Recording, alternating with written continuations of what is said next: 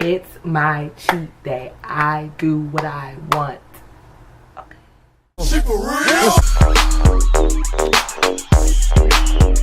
And today we're going to do an Insecure recap for season 2, episode 4, Hella LA.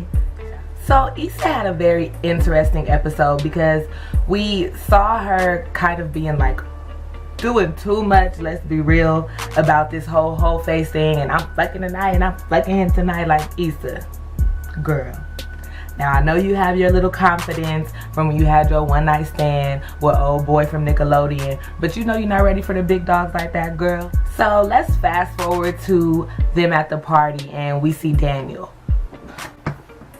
Finally, I miss Daniel, and mostly because he's good to look at.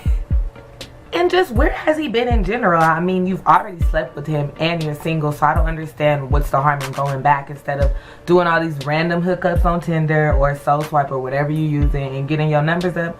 You've already been with Daniel and it was good, so why not go back to him? So then let's fast forward. She goes and speaks to him. Girl, why? This ain't the time. You with your girls, you trying to do a little hoeing, and y'all got alcohol in y'all system. It's just not the time to go and talk to somebody. I personally wouldn't.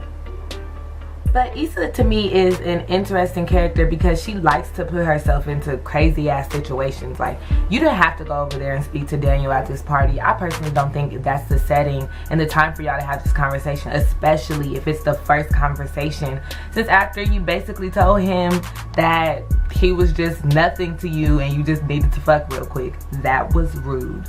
So then what happens? Issa ends up getting in her feelings and now she wants to meet Felix, which, girl,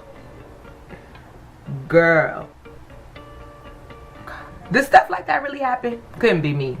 That was the rudest thing that I've ever seen. He talked about her voice, her hair, like, you don't even know this person. So I just felt so sorry for Issa at that moment. Like, girl, Daniel done dissed you. He saw you get dissed.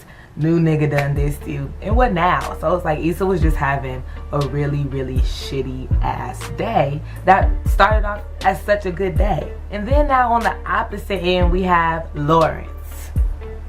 Can't stand Lawrence. Now, first of all, I just want to say, Issa, don't do that shit to us no more with the police car, girl. Sis, you know it's iffy out here, and we don't have time to be thinking that we're gonna lose another one of our black kings, even if he is a fuckboy that thinks he's a good boy. But when Lawrence got pulled over by the police, my heart dropped. I was like, is this how the season is going to turn? I thought we was keeping it hella light. But when he turned that music down, I felt that he must have been in Torrance if he was in LA, because he already know how they do. And then miraculously, the police officer just turns out to be hella cool. And then Lawrence goes to the store and starts living every ancient nigga from LA's fantasy and has these 2 foreign girls coming off like, here's my pussy, would you like it? They even bought his alcohol. So I'm watching, I'm just like, oh, so you mean to tell me that my girl Issa is over here having the worst day and Lawrence is just done slipped and fell into a threesome? What's going on? And Lawrence over there going up until he couldn't get it up anymore. And can we just talk about how awkward that threesome was? At least to me. Oh, your black cock. Whoa, whoa, whoa. First of all, saying black cock is like an oxymoron. Black people don't have cocks. Black men got dick. It was truly a great moment to see Lawrence laying there realizing that he had just been used by these 2 privileged dumbass girls that basically use your black body as an object. And they do this shit on the regular. He was just another Jamel or Tyrone in their book. And what do? After all of that and you feeling down and you realize that you're being used, you think you could just run on back over there to the dunes, to Issa's house? No, you don't get to do that, Lawrence. Sorry, y'all, I just really don't like Lawrence. I thought that this episode was a little interesting also because Issa and Lawrence's days sort of like mirrored each other, meaning that they both kind of was on a roller coaster. Like, something good would happen and something bad would happen, and days like that happen in all of our lives, and it's kind of like you can choose to let the bad things defeat you and then you lose the day, or you could win the day. Now, Issa beat her day because you see at the end of the day she was cool with Daniel and went to go eat and was out with her friends. She was smiling, and Lawrence ended up in front of his ex's house, and y'all know if you stuck in front of your ex house, then you lost that day, defeated. And now let's discuss Molly.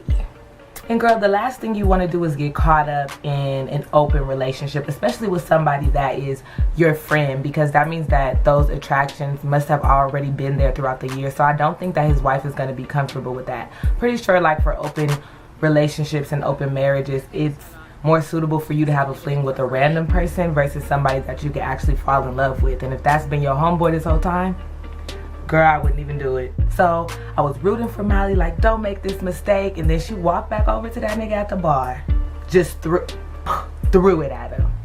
And you know something that has always bothered me about Molly is she's unable to like own up to her shit, because she went over there to tell her girlfriends about how he was hitting on her. But how soon did she forget that she was back there like this on that dance floor? She had that lean back on him, okay, making sure that they was nice and close and rubbing in slow motion for me, just like Juvenile said. So she likes to play the victim and act like he was trying to hit on her, but the feeling was mutual, and I just don't do it. Yeah, but luckily Molly was the only character that had some damn sense this week. So was this episode supposed to be like about polygamy, because we had Lawrence getting it popping with the threesome, and then Molly was about to get it popping with the open marriage? Like, what are y'all trying to say? She for real?